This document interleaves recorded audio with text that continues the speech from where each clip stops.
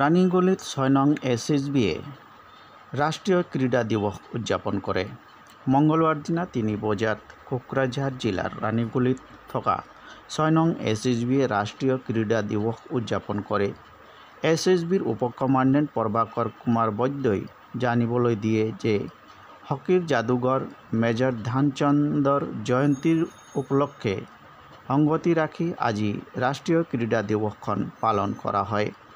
উক্ত অনুষ্ঠানৰ লগত সংগতি ৰাখি কোকৰাঝাৰ জিলাৰ ভাৰত ভূটান সীমান্তৰ সৰলপাৰা, নাহাৰানী, শশীপুৰ, টুকুৰাবস্তিতো ৰাষ্ট্ৰীয় ক্ৰীড়া দিৱস উদযাপন কৰাৰ লগতে বিভিন্ন প্ৰকাৰৰ খেল প্ৰতিযোগিতাও অনুষ্ঠিত কৰা হয়।